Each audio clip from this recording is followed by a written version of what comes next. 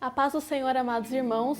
Nesse primeiro semestre de 2020, aqui na Igreja Pentecostal de Jesus Cristo, nós estaremos estudando a primeira carta de Paulo aos Tessalonicenses. E por isso, a Escola Bíblica Maranata oferece a você esse subsídio teológico para o crescimento da sua vida espiritual. Acompanhe conosco juntamente com o professor Leonardo Nogueira.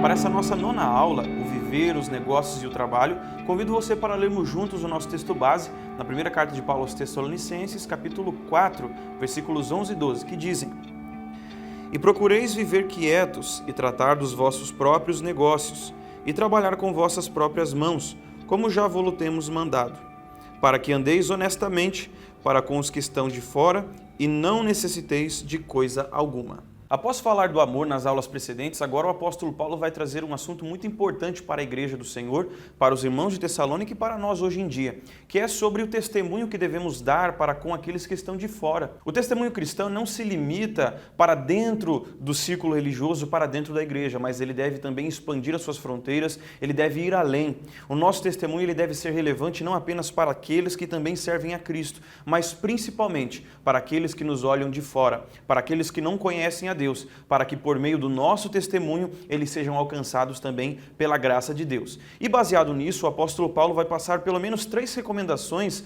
para que os cristãos daquela época e de nossa época também vivessem um cristianismo moderado, uma vida equilibrada, que fazia parte também do seu testemunho e da sua pregação diante daquela sociedade, a pregação do nome do Senhor Jesus, não apenas de palavras, mas principalmente por meio de seus atos. Nesse primeiro ponto, o apóstolo Paulo vai recomendar àqueles irmãos para que eles vivessem quietos, para que eles tivessem quietude de vida. E aqui nós encontramos um paradoxo muito interessante, porque ao passo que Paulo vai pedir para aqueles irmãos que eles fossem quietos, ou seja, que eles tivessem uma vida sossegada, ou pelo menos tentassem ter uma vida tranquila, ele vai recomendar que eles fossem ambiciosos para conquistar isso. A ambição é o contrário da quietude, mas quando se trata de buscar uma vida em paz, uma vida tranquila, uma vida sossegada, nós devemos buscar isso com todas as nossas forças, buscar isso com todo o ânimo. E essa era a recomendação do apóstolo Paulo para aqueles irmãos. Por um lado, a cultura grega era uma cultura de muitos exageros, de muitas dissoluções, de uma vida totalmente desequilibrada e desregrada. Não havia qualquer tipo de restrição na cultura grega.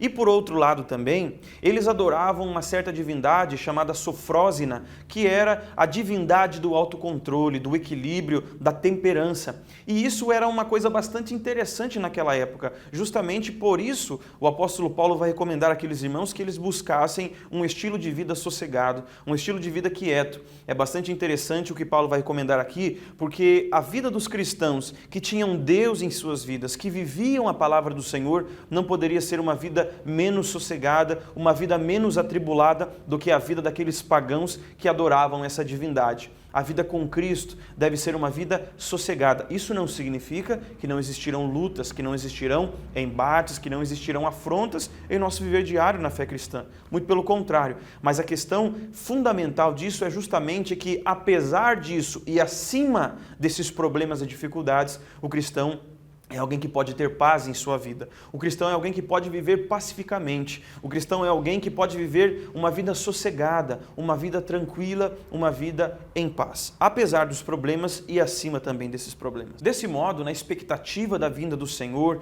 e diante de tudo aquilo que os tessalonicenses estavam vivendo, o apóstolo Paulo vai encorajá-los para que eles vivessem uma vida sossegada. É interessante observarmos que em nosso mundo atual, qualquer coisa fora do normal que aconteça, as pessoas ficam eufóricas, freneticamente desesperadas, pensando que é o fim do mundo.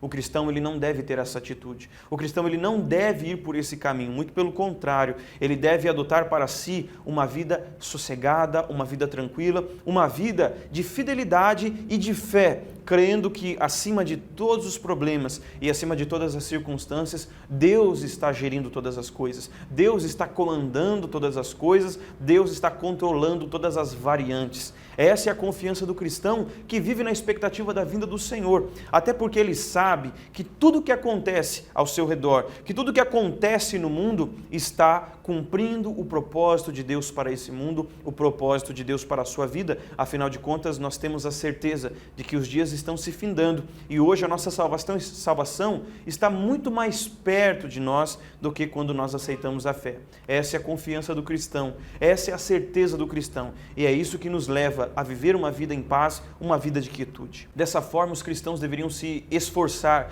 para testemunhar de Cristo com essa atitude. Essa atitude de paz, acima de todas as coisas, deveria ser a pregação daqueles irmãos. Em um mundo atribulado, em um mundo agitado, em um mundo cheio de problemas e preocupações, os cristãos deveriam viver uma vida sossegada e tranquila. Devemos lembrar que o próprio Senhor Jesus ensinou que a inquietação, que a preocupação e a ansiedade são atitudes daqueles que não conhecem a Deus. São atitudes dos gentios, ou que na linguagem bíblica significa aqueles que não temem a Deus. Essa é a atitude do mundo, mas aqueles que servem ao Senhor Jesus, eles têm a paz que o mundo não pode receber. Eles recebem a paz que o mundo não pode ter e muito menos pode dar a alguém. É a paz que vem de Deus. É por isso que Jesus disse aos seus discípulos: no mundo tereis aflições, no mundo vocês serão atribulados, no mundo vocês terão preocupações, mas eu vos deixo a minha paz vos dou, e não a dou como o mundo a dá. A paz que o Senhor tem para nós é uma paz que ela atravessa todas as limitações, é uma paz que ultrapassa todas as barreiras e não há nada nesse mundo capaz de tirar a paz daqueles que têm a paz de Deus em suas vidas. E é por isso que os irmãos daquela igreja deveriam se esforçar, porque com essa paz que o mundo não podia ter e muito menos podia oferecer, eles deveriam testemunhar de Cristo, para que alguém olhasse para eles e pensassem: como as coisas podem estar caindo ao nosso redor e esses cristãos têm paz, esses cristãos não se preocupam. Justamente isso era que o apóstolo estava querendo daqueles irmãos, que eles vivessem uma vida sossegada e tranquila, para que assim eles transmitissem a paz de Deus para aquele mundo que vivia em tribulações, em inquietudes e em ansiedades. Porque o servo de Deus, a serva de Deus, vive sempre uma vida sossegada e tranquila e deve buscar isso. Isso só será possível mediante a paz do Senhor em nossas vidas. O segundo ponto destacado pelo apóstolo, que é bastante importante para a nossa vida, para a nossa boa convivência, é uma espécie de lei da boa vizinhança, é cuidar dos próprios negócios. E literalmente isso significa que Paulo estava pedindo àqueles irmãos, orientando, exortando e também repreendendo, redarguindo aqueles irmãos para que eles vivessem uma vida sem intromissão na vida alheia, sem que eles se intrometessem em causas alheias. Isso é uma coisa que tem causado tantos problemas em nossa sociedade e não é coisa de agora. A intromissão na vida alheia, ela rouba a paz, tanto daquele que se importa demais e se preocupa demais com a vida do outro, como se fosse a sua própria vida, quanto daquele que tem a sua privacidade violada. Imagina o desconforto para a comunidade cristã em que irmãos estavam mais interessados na vida do outro do que na própria vida. É por isso que Paulo vai recomendar àqueles irmãos que eles cuidassem dos próprios negócios. Aqueles que viviam no aguardo da vinda do Senhor e na expectativa de que Jesus breve viria, não deveriam perder o seu tempo precioso, esse tempo que devemos remir, que devemos nos preocupar em aproveitá-lo bem ao máximo. Eles não deveriam perder esse tempo se preocupando com a vida do outro, se intrometendo na vida do outro. A palavra do Senhor diz que aquele que se intromete em assunto alheio é como alguém que agarra um cachorro pela orelha. Você já pensou nisso? Agarrar um cachorro pela orelha significa que a qualquer momento ele vai te morder e essa mordida não será agradável. É isso que acontece com aqueles que se intrometem na vida alheia. E é por isso que Paulo vai pedir àqueles irmãos e orientá-los para que eles vivessem cuidando dos próprios assuntos, cuidando dos próprios negócios, cuidando da própria vida. Ou, como podemos dizer em nossos ditados populares, cuidando do próprio nariz. Essa é uma grande questão para a vida cristã e que muitos, infelizmente, não se dão conta da importância disso. Mas se nós realmente queremos viver agradando ao Senhor, na expectativa de sua volta, anelando por esse dia, nós devemos sim preocupar-nos com a nossa vida e não nos intrometermos em vida alheia. Inclusive, o apóstolo Paulo, orientando o jovem pastor Timóteo, ele passou uma lição fundamental para aquele servo de Deus, dizendo: cuida de ti mesmo e da doutrina. Para um pastor que tem a responsabilidade de cuidar das almas, Paulo dá a orientação: cuide de você mesmo, Timóteo. Não significa que ele deveria ser negligente com o cuidado da igreja, com o cuidado da alma dos outros irmãos, mas que ele deveria primeiramente se preocupar em cuidar de si mesmo. Quantos que se preocupam em cuidar da vida alheia estão morrendo espiritualmente a cada dia? Porque se preocupam demais, cuidam demais da vida dos outros e se esquecem de cuidar da própria vida espiritual. Eles são expert na vida do seu irmão, mas a sua vida espiritual com Deus está à bancarrota, está desmoronando porque não cuida da própria vida espiritual. É por isso que a palavra do Senhor nos orienta tão seriamente nesse aspecto, para que nós cuidemos dos nossos próprios negócios, dos nossos próprios assuntos. A vida tem muitos entraves, a vida tem muitas preocupações e muitas coisas a serem resolvidas. Portanto, vamos nos esforçar para cuidar primeiramente bem da nossa vida e assim, se for possível, pelo menos nos preocupar, não cuidar, não nos intrometer, mas sim cuidar da nossa própria vida. É interessante que esse hábito de cuidar da vida dos outros está atrelado a outras coisas muito perniciosas também, como a fofoca ou também o mexerico conhecido, a ociosidade, o hábito de falar mais do que deve e a curiosidade. Pessoas que são muito curiosas por saber a vida dos outros, pessoas desocupadas, pessoas que não têm o que fazer em suas vidas, pessoas que falam demais, falam além da medida, ou pessoas que gostam daquela fofoquinha, daquele mexerico, daquele telefone sem fio da vida alheia. São pessoas que muitas vezes caem no laço de cuidar da vida dos outros. É por isso que devemos tomar muito cuidado com a nossa vida cristã. Viver uma vida cristã ocupada no Senhor, uma vida cristã ocupada em nossos próprios negócios, sem ociosidade, sem falar demais. Inclusive a tagarelice é algo que a Bíblia condena. Quem fala demais acaba falando coisas indevidas. Quem fala demais acaba se intrometendo na vida alheia. E é uma coisa que o Senhor orienta em sua palavra para que não façamos. Inclusive, nós temos que entender que esse hábito de falar da vida dos outros, a palavra do Senhor vai mostrar que, como tudo isso leva a uma intromissão na vida alheia, isso é uma atitude daqueles que seguem a Satanás. Pode parecer pesado em primeiro momento, mas a realidade é que os falatórios, os mexericos, a ociosidade, o falar demais, a curiosidade desmedida é capaz de separar irmãos, é capaz de romper a comunhão na igreja, é capaz de trazer transtornos em uma família. E é por isso que essa é uma atitude daqueles que seguem a Satanás.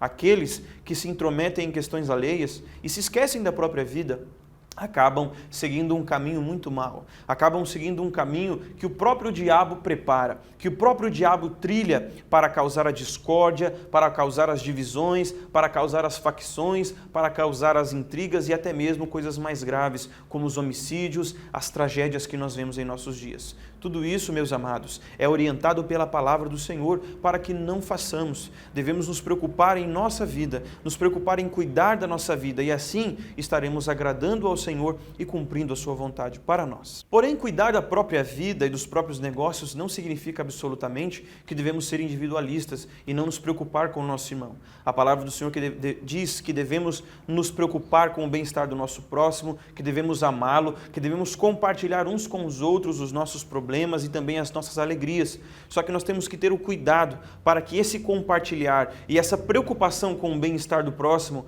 não interfira em sua vida, não ultrapasse os limites da individualidade, não ultrapasse os limites da privacidade de cada um.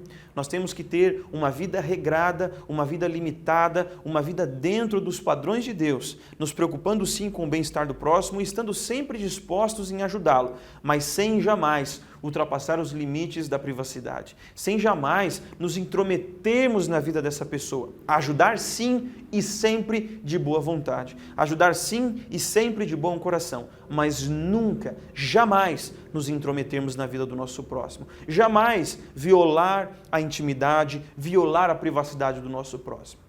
Assim estaremos amando os nossos irmãos e mostrando ao mundo que a nossa fé é uma fé verdadeira, que a nossa fé é uma fé que reflete em nosso viver diário, que o nosso cristianismo é sincero. Assim, devemos lembrar daquilo que o Senhor Jesus nos ensinou. Ele é aquele que bate à porta e espera que alguém lhe abra. Ele não chega arrombando e metendo o pé na porta e impondo que ele vai entrar. Não, ele bate a porta e espera carinhosamente e pacientemente que alguém lhe abra. Assim deve ser a nossa atitude uns para com os outros, nos preocupar com a vida do nosso próximo, com o bem-estar do nosso próximo, mas sem jamais forçar a barra, sem jamais nos intrometermos em sua vida e sem jamais nos colocarmos como fiscais de sua vida. Vamos cuidar primeiramente de nossa vida espiritual, de nosso bem-estar com o Senhor. Lembre-se do que Paulo disse a Timóteo: cuida de ti mesmo e da doutrina. Tenha cuidado de ti mesmo e da doutrina. E assim estaremos agradando ao Senhor em nosso viver diário. No terceiro ponto, o apóstolo Paulo vai falar sobre o trabalho e o cristão. Isso é um ponto muito importante porque a vida secular ela deve estar alinhada à vida espiritual. A cultura grega era uma cultura que não valorizava o trabalho. Eles viam o trabalho como algo ruim, algo vil, algo destinado apenas aos escravos. E assim, eles desvalorizavam e viam o trabalho de uma maneira muito negativa. Concomitante a isso, havia em Tessalônica um problema muito pontual. Como certas mensagens vinham dizendo que Jesus já havia voltado, muitos irmãos se entristeciam a tal ponto que eles se recusavam a trabalhar. Como quem diz: por que eu vou trabalhar se Jesus já voltou e o mundo já está acabando? Não tem mais por que eu trabalhar. E muitos acabavam com essa atitude, vivendo às custas da igreja, vivendo às custas dos irmãos e sendo pesados para o corpo de Cristo, sendo pesados para a comunidade. Paulo vai censurar de maneira muito forte isso, porque o trabalho, ele é, na verdade, uma bênção de Deus. O trabalho, ao contrário do que muitos pensam, ele não é uma maldição. Muitos pensam que o trabalho é uma maldição que aconteceu, que veio sobre o mundo depois da queda. No entanto, quando nós lemos o relato da criação em Gênesis, nós vemos que o trabalho existia antes mesmo da queda. Quando Deus colocou Adão e Eva no jardim, a palavra do Senhor vai dizer que Ele os colocou para lavrar a terra. Lavrar é trabalho, e isso acontecia antes da queda. Não havia o sofrimento, não havia a fadiga e as intempéries e os desconfortos do trabalho, mas o trabalho já existia antes mesmo da queda. O trabalho, portanto, é uma bênção de Deus para as nossas vidas. O trabalho não é uma maldição, como muitos pensam. O trabalho é uma dádiva de Deus. E Paulo encoraja os irmãos para que não vivessem de maneira desordenada. Os desordenados eram aqueles que se recusavam a trabalhar. Eram aqueles que cruzavam os braços e diziam: não precisamos mais trabalhar, Jesus já está voltando. É assim que muitos pensam: já que Jesus está voltando, por que eu vou trabalhar? Eu vou cruzar os braços e vou só servir a Deus, afinal o mundo está acabando. Mas essa não é uma conduta de alguém que serve a Deus verdadeiramente. O cristão deve valorizar o trabalho. O cristão deve ver o trabalho como uma dádiva de Deus, como um presente de Deus para a sua vida. Essa visão, ela era muito séria para os puritanos, um grupo de cristãos que é um grupo pós-reforma protestante e que via o trabalho de uma maneira muito especial. Para eles, o trabalho secular não tinha nada de secular. Na verdade, eles viam o seu trabalho como um chamado de Deus. Eles entendiam que Deus chamou uns para pastores, uns para evangelistas, uns para pregadores, outros para sapateiros, outros para serem lavradores. O trabalho era visto como um ministério vindo de Deus. E assim, não havia dissociação entre as minhas atividades espirituais e as minhas atividades seculares. Para os puritanos, e deve ser também para nós, tudo é espiritual e tudo é para a glória de Deus. Se eu venho à igreja, isso é para a glória de Deus. E quando eu estou lá no meu trabalho, sem nenhum irmão da igreja do meu lado, sem o pastor me vendo, ali também eu devo glorificar a Deus por meio daquilo que eu faço. Conta-se que certo homem chegou até o reformador Martinho Lutero e lhe perguntou como poderia servir melhor ao Senhor. Lutero perguntou o que ele fazia, ele disse que era um sapateiro. Então Lutero disse para ele: faça um bom sapato e venda por um preço justo. Assim ele estaria glorificando a Deus. Talvez alguém diria: se você quer glorificar a Deus, entre na obra de Deus, faça a obra de Deus, saia pelo mundo pregando, saia pelo mundo evangelizando. Mas nem todos têm esse chamado. Lutero, assim como muitos de sua época, entendiam que apenas cumprindo as minhas obrigações diárias e fazendo isso bem feito, eu estarei também glorificando a Deus, porque até mesmo o meu trabalho deve glorificar a Deus. Quando você está lá na indústria, na fábrica, na loja, ou mesmo na rua, fazendo qualquer outra coisa, devemos entender que em todos os lugares, em todos os momentos e fazendo qualquer coisa, devemos buscar a glória de Deus. Devemos buscar agradar a Deus, inclusive em nosso trabalho. Lembre-se, não existe a minha vida espiritual, a minha vida da igreja e a minha vida secular. Para Deus, para o cristão, tudo é espiritual e tudo deve ser para a glória de Deus. É por isso que a palavra do Senhor vai orientar que aquele que serve, sirva aos seus senhores como se estivesse servindo ao próprio Senhor Jesus. Sirva como se estivesse servindo a Cristo. Quando você for trabalhar, trabalhe como se você estivesse trabalhando para o próprio Senhor Jesus. Assim estaremos agradando a Deus. Paulo deu exemplo disso, que apesar de ser um apóstolo e poder gozar do direito de receber e sobreviver os donativos da igreja, ele trabalhou. Ele tinha por profissão fabricar tendas e ele trabalhou com suas próprias mãos para não ser pesado para a igreja. Veja que belo exemplo. Ele poderia gozar do direito de viver da obra de Deus, mas ele abdicou esse direito para trabalhar com as próprias mãos e ensinar o valor do trabalho para aqueles irmãos. O trabalho é algo honroso para o homem e para a mulher de Deus. Devemos lembrar que em nosso trabalho também devemos glorificar ao Senhor. Aqueles que se levantam pela segunda-feira e amaldiçoam o seu trabalho, amaldiçoam a semana de trabalho, se esquecem que isso é uma dádiva de Deus, se esquecem que isso é uma bênção de Deus e que em nosso trabalho devemos também glorificar ao Senhor. Não existe nada pior do que um cristão no trabalho que dá um mau testemunho. Um cristão no trabalho que as pessoas preferem ver o diabo pintado de ouro do que ver aquele cristão trabalhando, porque ele dá mau testemunho. Lembre-se que até mesmo em nosso trabalho devemos glorificar ao Senhor, sendo honestos, sendo sérios e vivendo para a glória de Deus, como se estivéssemos trabalhando para o próprio Senhor Jesus. Podemos concluir essa aula então que o princípio básico da vida cristã para a vida em sociedade e para darmos testemunho do nome de Cristo não se limita àquilo que falamos, mas principalmente pelas nossas atitudes, em um viver moderado, em um viver equilibrado, em um viver cuidando dos nossos próprios negócios, vivendo uma vida sossegada. E esse sossego, essa paz, ela só pode vir a partir do momento em que a paz de Deus está em nós e também trabalhando honestamente com as nossas próprias mãos.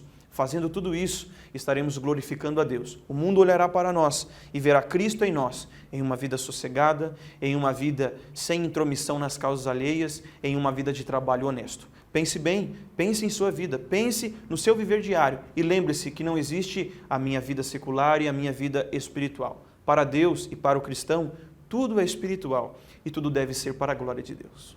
Deus abençoe por nos ter acompanhado em mais essa aula e queremos convidar você para a nossa aula presencial aqui na sede. Estamos localizados na Rua General Djalma da Rocha Lima, número 70, ao ladinho do terminal de ônibus do Boqueirão e esperamos você todos os domingos a partir das 8h30 da manhã.